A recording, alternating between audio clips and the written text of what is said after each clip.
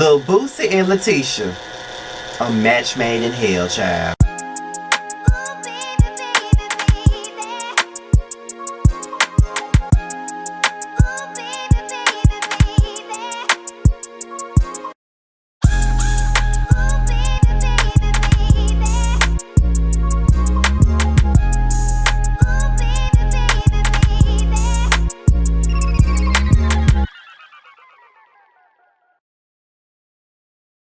What's going on, y'all? This be your boy Scotty by Nature TV, and we're here for another review of the Belle Collective. Okay, so let's get right on into the tea, y'all. Let's get on into it. We pick up where we left off from the brunch from last week with this big ass hoopla about Karen being at this damn brunch. Okay, now all we can really say at this point is, why did Antoinette bring her there? Was there a misconception about what the brunch would be or whatever?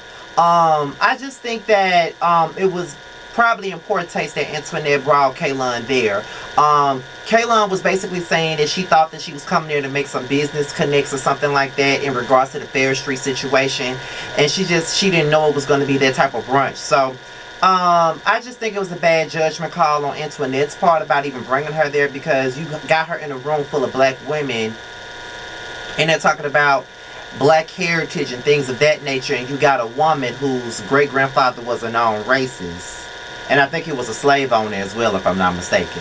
So, I mean, that really doesn't correlate the right way. So, you know, it's going to be taken out of context. And when you got Marie, and when you got Missy Elliott and Missy Essie in the building making it worse off than what it is, then that's what you got. So, I think that was a bad judgment call on Antoinette's part. I don't think she meant any harm by bringing her along. I just think that that wasn't the right place to have her in. But what I will say is that for Missy Elliott to be such a woman of prestige and so rich and got all these businesses, why doesn't she sit up and act like she got businesses? Okay, again, you're on a reality show, you're gonna have some drama, but why you gotta get up and act like a ghetto ass bitch all the time? Like, that's just the shit that I just don't get with Missy Elliott. And then you got Missy Essie sitting up there with her damn strap on, ready to fuck the shit out of Missy Elliott. So I don't get it, but at least Letitia had the chance to mention Fair Street, because Lord knows if I hear the words Fair Street one more time, I'ma fucking scream. But then again, I'm gonna hear it again for the rest of the episode, so let me go ahead and scream.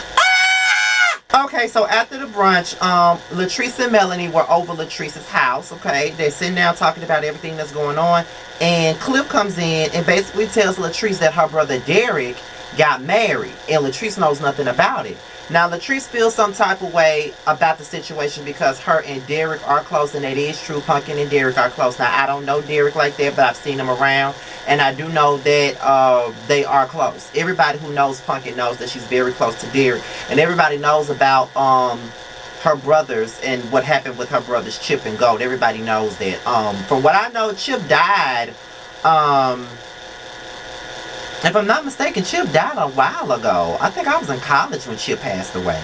So that was a lot for her to go through. And on top of that, you know, she did have, you know, a bit of a rough life growing up, because we, like I said, we come from the same place. So I already know what her struggle was like. And for her to lose two brothers at a young age was probably traumatizing to her. And for her to find out that her brother is getting married, or has gotten married, for them to be so close and she don't know, that's a hurtful feeling. Because, you know, me and my youngest brother, my brother is 20 years old, and I'm now 32 now, and if I would have found out that my brother got married and I didn't know nothing about it and I wasn't involved in any kind of way, I'd be upset too, and my feelings would be hurt as well. So yeah, like, totally, I totally get it. So yeah, so it was hard for me to see Pumpkin cry, because I never seen her cry before. You know, like, the person that I know is a little bit bougie. She always laughing at people, especially me.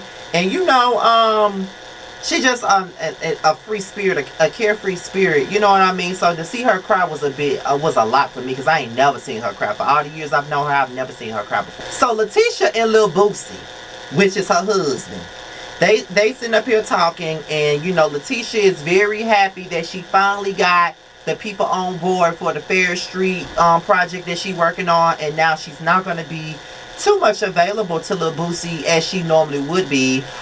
You know, she's only been just a wife holding down the fort while he's gone, but now she got something that she's working on that she loves, so she wants to get that off the ground and just be more than just Joshua's mom and Lil Boosie's wife. I'm trying to be an entrepreneur. I'm trying to get shit off the ground because quiet as it's kept, according to the type of voice. You know, that little blog that I was telling y'all about that be exposing people around here, he said that Letitia ain't really got no job and ain't got no money like that, and that house is not even hers, and it don't look like it's hers, child. That shit do not look like it's been livable at all. It look like it's just rented for the fucking show.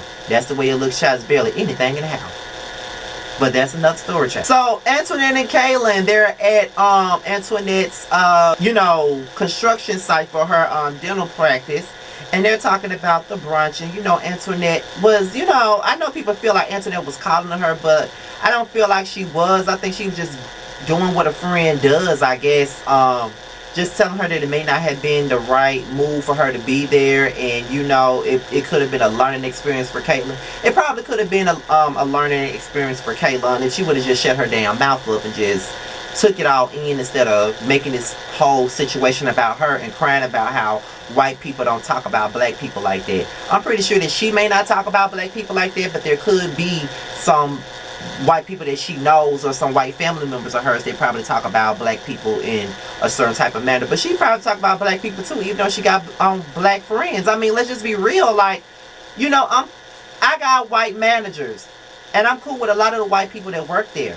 But let's not forget that I will talk about your white ass if I feel like I need to. Like, let's not be real. That don't mean I'm racist or nothing like that. But I'm not going to sit up here and act like I don't say nothing about white people, because I do. Especially when they do some stupid ass shit. I'll be quick to go there. So, you know, I'm not prejudiced against white people at all. But, you know, let's not act like white people don't talk about black people. Let's not act like black people don't talk about white people too. We all talk about every goddamn body. So, Kaylin convinced me with the fuck shit, for real, for real. So now, while Letitia is in the house working on the Fair Street project, Lil Boosie walking around the house mad because it ain't shit in there to eat now. Like, he worried about what was there to cook and what ain't.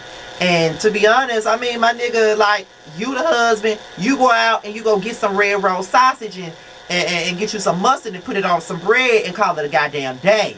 Or eat that bologna like she got up in there, or eat the motherfucking hot dogs like she got up in there. Because right now, some hot dogs would do me very good right now, being that it's snowing, and it's snow every damn where, and we can't drive. The whole damn city shut the fuck down, okay? So, you can miss me with it, Lil Boosie. Like, she sit up there holding down the fort with your ass, looking after your son, taking care of the house while you out here cheating and doing God knows what offshore. So you can go somewhere and sit the fuck down. I don't understand why men, especially men down south, got this 1950s mindset.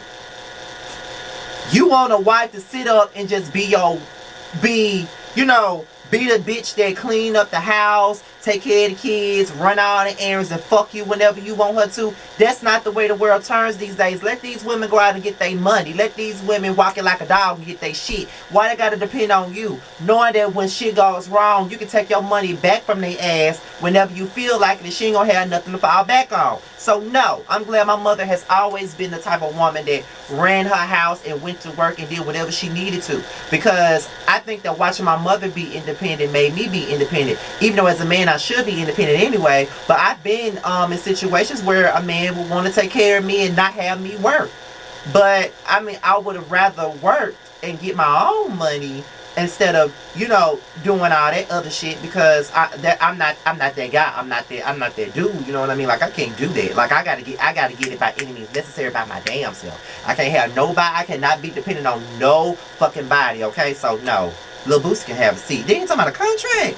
What the fuck? Just like she said, your damn marriage license is your goddamn contract. Like, what the fuck are you talking about, my nigga? Like, these men on this show are really ridiculous. Now, Pumpkin is remembering her brothers Chip and Goat. She got her immediate family there, and I see a couple of people that I know there, because her mother comes where I work all the time. Her mother and her auntie.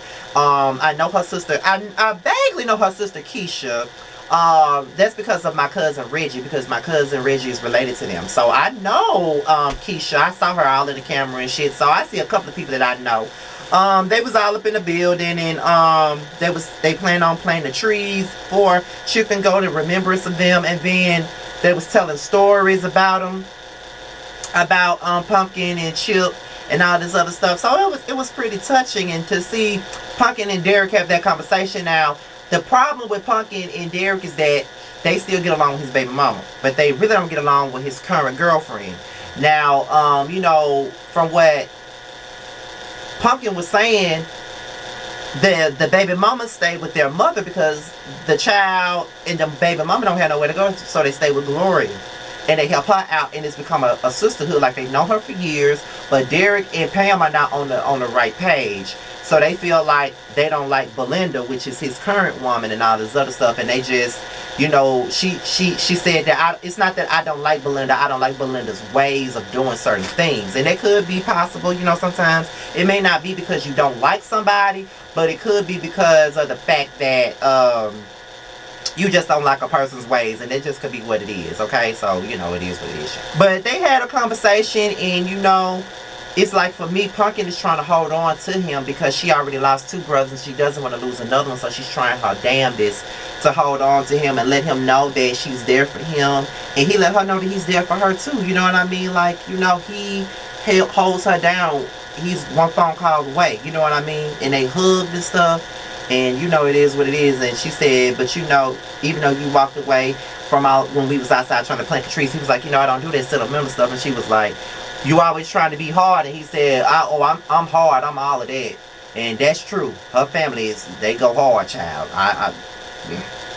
Y'all might not want to fuck with Punk because her family go hard, child. But with that being said, child, this is my review of Belle Collective. Be sure to like, rate, comment, and subscribe, and share this video. Follow me on all social media. It will be at the bottom. And I'm out here, y'all. Until next time, I'll talk to you later. Peace out.